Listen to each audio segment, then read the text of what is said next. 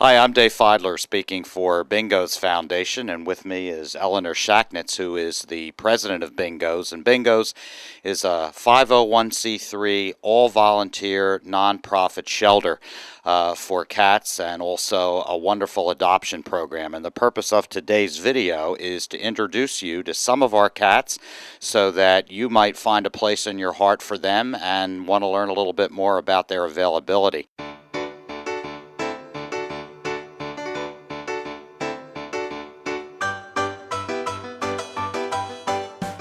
Eleanor, why don't you just tell us briefly a little bit more about how Bingo's got started before we actually meet the cats? Bingo's Foundation was established in 1990. Actually, it was named after my cat Bingo, who passed away due to liver disease, and of course I was extremely upset about that. And I've always done volunteer work, and I wanted to do something in her memory, so I started Bingo's Foundation. So we've been around for about 10 to 12 years now. About 5 or 6 years ago, we opened up our first shelter, and we were there for about 3 years, and now we moved to this shelter, which is very large and very spacious and has lots of windows, which the cats love. We are a no-kill shelter, so the cats will spend their whole lives here unless, of course, they find a very good home. And we are very particular because these cats have gone through so much. We want to make sure it's a perfect match and it's the last home that they have. Our first cat that we're going to meet here is beautiful Cassie. We refer to her as our resident diva. And you'll see in just a second when Cassie comes up on your screen, you'll see how beautiful she is. She's a calico and she's just got the most gorgeous coloring. And as you see her here, Elle, why don't you tell us a little bit about some of Cassie's strong points, and she has many. Cassie was actually turned in by someone who had her for about 10 years. She's front to clawed. She's beautiful. She's a very quiet, mellow cat. Probably would be best to be by herself and no other animals in the home. Every volunteer that comes in just adores her. She's very playful. She does kind of stay in the cage a little bit. The cage door is always open. She can come and go, but she's leery of the other cats, so we keep her here for her comfort zone. The cat on top of the cage right over here is Mr. Spitfire. He is a sweetheart. He's about 5, 6 years old. Actually, he was turned in with another cat who has since been adopted. He was turned in because they lost their home due to foreclosure. So he's been with us several months now. He is an absolute sweetheart. It took him a little while to get used to the other cats, but as you can see, he's comfortable and he just relaxes in the sun, plays around when the volunteers come in. He is so ready for a home, though. He would make a wonderful, wonderful addition to your family. Inside the cage, we have Ollie. Ollie was just actually turned in a few days ago. Ollie is a rescue. He was out in the streets with his brother Todd. He's just been neutered, updated with his shots. Before the animals come into the shelter, they're all tested for AIDS and leukemia, and they must be negative.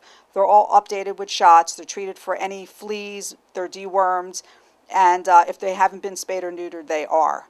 And so now he's been out of surgery for a few days, and he's just relaxing. Good Boy was a rescue. He was a kitten that was found outside. He was taken in by one of our volunteers who socialized him, and now he is a very lovable, sweet, great cat. Once he goes into somebody's home, he will be a lap cat. He's very playful, and he's just the sweetest cat around. All right, we're going to move on into the next room and check out these two that are over here, or maybe we can get them from right here. The one on the right is gray and white. That's Carl. He's been with us since the very beginning. He is very, very shy. However, he's very sweet. He's very playful, and he loves his temptation treats. He would really make a great addition to anyone's home. Up here is Reese. Reese is another rescue, and she is a very shy cat. She's a nice cat, though. I mean, she's really sweet. She does have some issues with her immune system, so every once in a while she'll have a runny eye. Other than that, she's fine. She's very playful. She's a sweetheart. Now, unless somebody special comes along and wants to take on the burden of Reese by giving her medicine every couple months, she'll probably be with Bingo's Foundation for the rest of her life, where she will get absolutely great care. But this is when we're asking people who cannot adopt a cat actually come and take a cat into their home that may sponsor one of our cats for their care. And we do have Sponsor a Cat program. If you go to our website, there's a little heart you can press on, and every cat has a little heart. You can sponsor any cat that you wish. And Reese is one cat that will probably be here, so we would really hope that maybe somebody will adopt her from far away. This is Princess. Princess was turned into us. When she was turned in, we were told she was a younger age than she turned out to be. So she's one of our older cats. She's appears to be on the skinny side, but actually she eats like there's no tomorrow. She's very lovable. She's a really, really sweet cat. She would do well in a home with an older person because she would prefer a quiet home, not too much activity. Todd came with Ollie. Todd also was tested for AIDS and leukemia, of course was negative, had all his shots, and was also neutered. Hence he's in the cage for a few days until he recovers. And they are so sweet, so you know that somebody must have opened their doors and just booted them out for whatever reason. And we don't ask them questions. We just accept them and we love them. And hopefully they do find homes. They're just absolute dolls. The cat that's munching on the hard food is Toby. Toby was rescued from a parking lot by a college student actually. He was wandering around, because when she found him, he had a pink collar on. He was not neutered, and he was just a kitten in a very busy parking lot. So he was rescued by a college student who brought him to us, and we, of course, neutered him, updated him with his shots, and we found that he has some sort of neurological condition. Nothing strange, but he's a very strange cat. He walks a little funny. He's very sweet, but he loves to attach himself to your leg when you have sneakers on and you're sweeping the floor. So every once in a while you'll see a volunteer with Toby hanging onto their foot as they're going around sweeping. So it's rather funny, but he is a very nice cat. He has special needs, so we'll need a special person to adopt him. Mittens is our resident pussy cat. He is about at least 10 years old. We have no idea.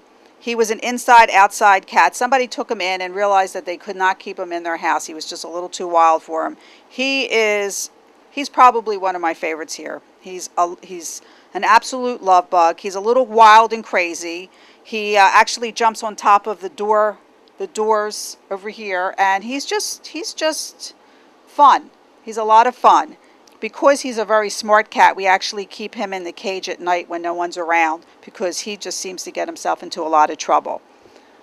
He enjoys the cord, the microphone. He does. He's very playful. I mean, you would never know that he's a senior cat. This cat's just great. He will probably be here with us for the rest of his life, and I say that because he's a sprayer, and he was an outside cat. Who knows if somebody dumped him out or he picked up those habits because he was outside. But he is a sprayer, so he probably will be with us for the rest of his life. In order to make a successful adoption, one thing that's very important is that we provide potential adoptees with full disclosure about the cat, so that you know everything there is to know about the cat, or any behaviors or anything like that might have an impact on your decision, because we really feel like that's the only way to make a successful adoption, is to make sure that people understand about a cat's idiosyncrasies or proclivities or whatever. So all right, in this cage we have Zoe, and I know she has an interesting story, Elle, so why don't you share that with our viewers? Zoe was actually dumped at the shelter. We found Zoe in a box, a Staples box that was taped down with a few air holes punched in. And outside the shelter door, one of our volunteers came in, found her, brought her in, put her in a kennel away from the other cats. And we did take her to the vet, and thank God she turned out to be negative for everything. So she's been with us for a while. She has been in a cage. We moved her into this back room because we can take all the other cats out, open the cage, and let her get adjusted to walking around, let her get familiar with the environment, with the other cats, and also with the volunteers, because as I said, we have no idea about her personality. So we're just trying to get to know her. But so far, she appears to be a very sweet cat. We pet her. She looks forward to seeing us. So I would say she's adoptable. All right, looks like we've got the trifecta here. We've got 3 cats. Maybe it's gone down to 2 cats now. But Elle, why don't you tell us a little bit about these 2 that are in the cat tree here? Okay, the one that's staring at us right now, that's Q-Tip. Q-Tip was rescued by a caregiver of a colony in Quirk Creek Park. And she called me up one February and asked me and begged me to take her in because we do not take feral cats in for obvious reasons. We really cannot care for them. They're very difficult. But it was a snowy day. She was all by herself, so we did take her in. And initially she was a tough cookie, but she's come around, and now she is really a very sweet cat. She looks forward to attention. She'll sit on your lap. So she is definitely ready for a home. She's never had one, so we would really like to see Q-Tip get a home. Tux is another cat that was rescued. He came around to a caregiver who was feeding a colony, and the caregiver realized he was pretty sweet and nice. He didn't belong there, so he must have been dumped out by somebody who was driving by. And he's been here for a while, and he's just a really sweet cat. On the top is Pumpernickel. Pumpernickel and his sister Egg, who's also with us, they were rescued outside a bagel shop. There was 3 other siblings who have been adopted. And Pumpernickel is just the sweetest cat around. He will just lay on your shoulders. He just wants nothing but love. He's the perfect cat. This is Riviera. She's about 1.5 years. She is a little shy, very playful, would do great in a home with either one other cat or no cats. She would blossom. She would make a great companion for anyone. Tigger is very, very shy. He loves other cats, especially little kittens that we bring in. He nurses them, but he's not fond of people. So, but he would make a nice pet. You know, everyone needs a home. He would do well in a home, probably with if there were other cats there. Gracie's a nice cat. She's a little on the shy side. She's another cat that we would hope maybe somebody will sponsor her, because we're not sure. She does have some medical issues, primarily with her teeth, but she's a nice cat. So if you can't adopt a cat, please consider sponsoring. Muffin actually was rescued with her 3 siblings, who have since been adopted. The 3 siblings were the sweetest cats around. We're still trying to figure out what happened to Muffin. We have to be honest, Muffin is not the nicest cat around. I mean, she doesn't attack, she's not aggressive or anything like that, but she's just not a very pleasant cat. She's certainly not going to sit on your lap. However, she does need a chance, so if you're willing to bring her into your home and work with her, she may actually sit on your lap. Rusty's about a 6-year-old female, spayed. She's updated with her shots. She's an absolute love bug. She does not like other cats. However, she loves people. She would make a wonderful companion for anyone. She just loves attention. She's definitely a lap cat. Wink loves men, and he is a very sweet, lovable cat. Unfortunately, he had an accident, whereas you may be able to tell his tail is paralyzed, and at times he doesn't realize if he has to go to the bathroom or not. He will go over to the litter box. However, sometimes he does miss. So he does have accidents. He doesn't spray. He's not a sprayer or anything like that. Just an unfortunate accident that he had. So there's no cure for it at this time. But he's such a doll. He is so sweet. Yes. So, I mean, he would just make the greatest addition to your home. He's the one cat that comes right over to you when you come into the shelter. He wants to greet you, and he wants you to spend a little bit of time with him.